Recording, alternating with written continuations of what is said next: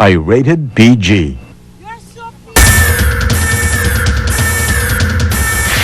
Year 50 starts now. 5 tanong. Sa bawat isa, 3 ang sasagot. Star Talk 15. Ang showbiz ay parang totoong buhay. Maraming tanong na dapat sagutin tulad ng bakit? Bakit sila nahulog sa isa't isa? Bakit sila nagkasira? Bakit sila naging mortal na magkaaway? At bakit natin pinapatulan ang gimmick nila? Bukit talaga! At bukit kami may major billboard sa prime location sa EDSA. Yay! After 15 years, pinatulang kami! Yay! Balita ko ikaw daw itong nagpasimuno at kaya kayo nagkaroon ng billboard. Sino na naman yung kinulit mo, Nay? Ay, hindi lang isa billboard niya. Yan na ang ikababagsak ng karir mo, may lolit. Bakit 15 years sa tagal ni Nay Lolit na nagte-thank you na may kailangan may timer pa? Siguro dahil nga sa pakikinig din sa pulso ng ng masa. Alam nila kung ano yung dapat mga isyung ipakita at i-expose at higit sa lahat gawa ng makabuluhang kwento. This is like the #1 talk show. Ano naman, the Pinoys love 3 things. Singing, eating, and chismis. And for on a Sunday, that's all they do, di ba? Saturday is Saturday. Ay, Saturday, alright. Mga etyoserang frog kayo? 15 years na kaming pasaway, no? Happy 15th year anniversary sa Star Talk. Power, 15th year. Another 15th Happy 15th anniversary, Star Talk. Congratulations sa inyo. Congratulations on your... Ready, 1, 2, 3. Happy anniversary, Star Talk. Happy anniversary, Star Talk. Ano umabot ang 15 years yung Star Talk na yun? Eh, may natanong pa ba yan? So, for, some obvious reasons. Magaling. Yee! Happy anniversary. Any show can change hosts. Any show can evolve. Pero ang core ng show kailangan buo. So, sa inyo, I think, kaya tumagal kayo ng bongga. Oo nga, dahil 15 years old na si Josh. Kaya 15 years because hindi nawala kung ano talaga yung pinaninindigan ng programa. Na matapang yung programa. May character siya eh.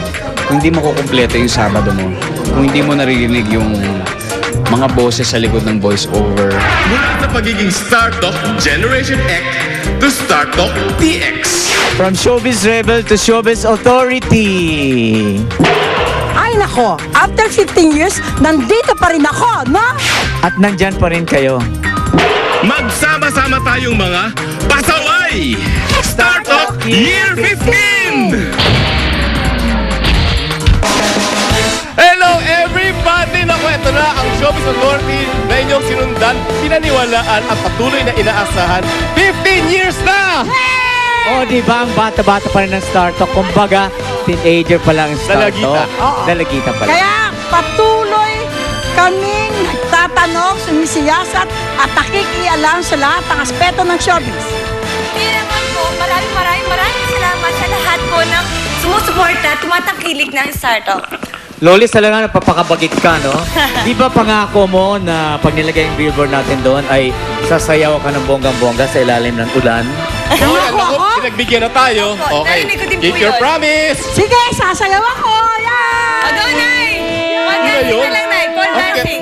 Nay, pole dancing. Maski pop sa lang, basta. Hindi, Keep basta your may word, pole dancing. Nanay Lolis. Sige, gusto mo?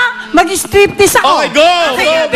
Go! Go na ako. Go na, go na. Loko, anyway, loko, habang mga kaibigan, Happy hindi 15th magugulaw ang mundo anniversary. dahil sumasayaw si Lolit. At magbabalik po ang Star Talk Happy Anniversary sa ating lahat. At salamat sa inyong pagtatangkilik. Okay, dance number. Sunod, Nay. Dan.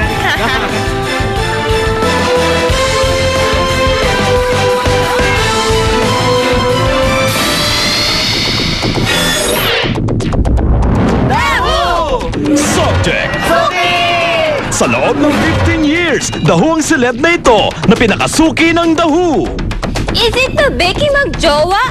Is Major Wirelessing over and over again? With the bonggang epic saga, nalos sila sa Fest of the Who nang malos din the power ang pudra of one of the Beckys. Is it the series of Color Ken of Major hosting who is StarTalk favorite? With kinabog pa rin siya ng ultimate suki natin.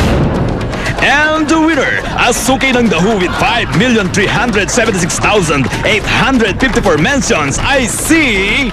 Totoo? Ganun kadaming mentions? With Chararat Chenes, eklabo ko lang yon.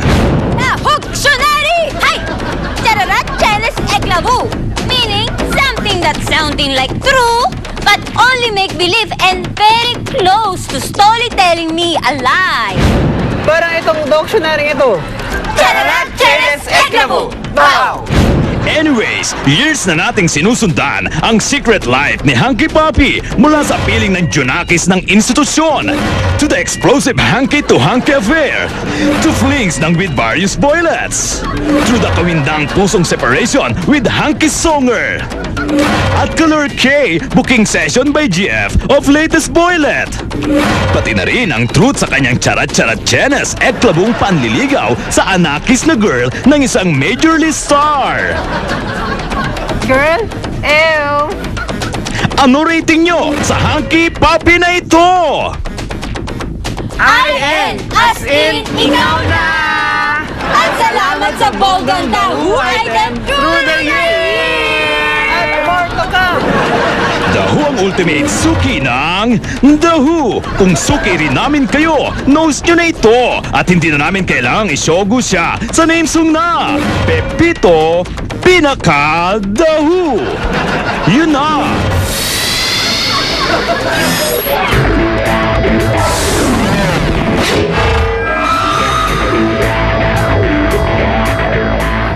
At ito na ang ating poll question. Sa bawat iskandalong kinasasangkutan ng mga artista, dapat ba silang manahimik na lamang o kailangan bang magpaliwanag sila sa publiko? A. Manahimik. B. Magpaliwanag. Ano sa tingin And mo? to vote, type react, space A or B and send it to 4627 for all networks. I-reveal namin mamaya ang resulta ng botohan. Abangan! Abangan at Alisa, dahil 15 years ng Start Opo. of TX, hindi lamang sa telebisyon pwedeng sundan ang maiinit naming chika. Maging member ng Start of Facebook like page. Pwede rin tayong sabay din. Opo, i-type nyo lang po ang StarTalk sa Facebook search bar and click like at automatic na kayo member ng Facebook page Showbiz Authority. Bago natin natin ang iba pang maiinit na kwento ngayong hapon, gusto nating batiin ang mga listeners ng Super Radio, DZBB. Hello po, DZBB. At sino ang matitirang matibay? Si Charis kaya? What's this? Abangan niyo po. No less than Canadian musician, record producer, composer, and singer David Foster acts as mentor to our very own Charisse. Sa katunayan, Charisse was twice given a standing ovation at David's Las Vegas concert last October 15.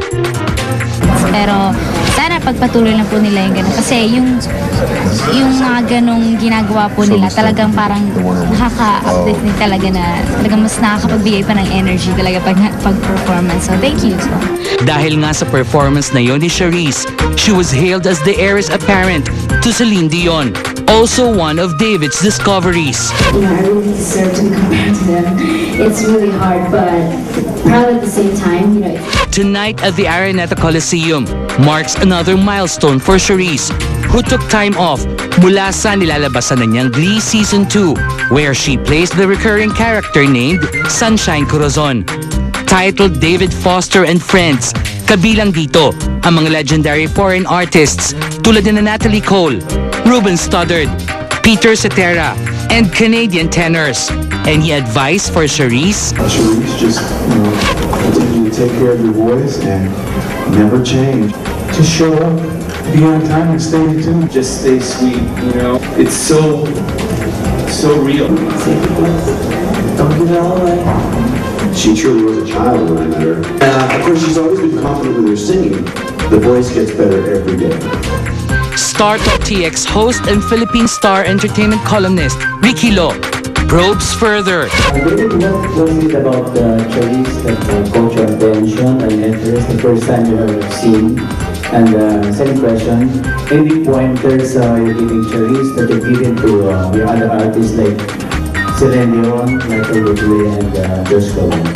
Every single day of my life, a Filipino person comes up to me on the street or in a hotel. They just take my hand and they go, "Thank you." And I don't even feel like they should be thanking me because Charisse is theirs. Nakasuporta rin si David sa pangarap ni Charisse na makatapos ng pag-aaral. She's getting a first-class Harvard education. Kamakailan ay binalikan ni Charisse ang pinasukang Gulod Elementary School sa Cabuyao, Laguna, kung saan nag-sponsor siya ng isang amateur singing contest.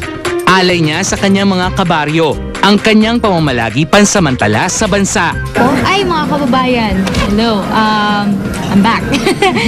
At dahil hindi lang minsan naging kabahagi ang StarTalk TX sa tinatamasang tagumpay ni Charisse. Okay, happy 15th anniversary Star Talk. It's me, Charisse, and thank you so much for all the support. Sa ika-5 anibersaryo ng StarTalk, 5 katanungan ang naghihintay ng kasagutan. Kailan ba sapat ang pagiging tapat? Everything is fun when you're in love. Tama, Dennis? Kahit anong relasyon naman mas magandang tahimik. Jeneline Mercado itatapat sa mga isyong ibinabato sa kanya. Live! It's just how you really handle yourself and the problems. Saan ba patutungo? I don't think she should be the one telling me how to mother my children. Ayaw kong ma-stress sa wedding. Borgie Manotok, papasukin na rin ang mundo ng showbiz. Abangan si Borgie. Live! Ano ang halaga? Pagsiservisyo ang pinagkakabalahan ko. Well, relax lang naman ako. Kailangan ko na rin ng limitation sa sarili ko. Sino ang matitirang matibay? Bakit naman ako matatakot? Sila hindi na. Isa lang kinatatakutan ko. Utang na loob, malalaog din yan. Libre namang mangarap. At isang malaking bakit? Sa bawat tanong, 3 kwento ang sasagot. Kaninong katotohanan ang paniniwalaan? On our 15th year in Philippine television, we are asking more questions and questioning the answers. StarTalk VX3, the StarTalk TX Anniversary Special. Always questioning. Always in search of the truth. Always up to date. Always trying to find the answers. For 15 years now. More inquisitive than ever.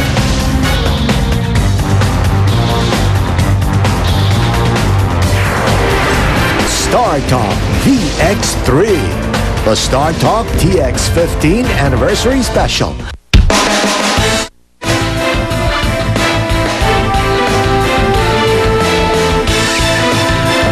This portion is brought to you by Chippy. This portion is brought to you by Cloud9.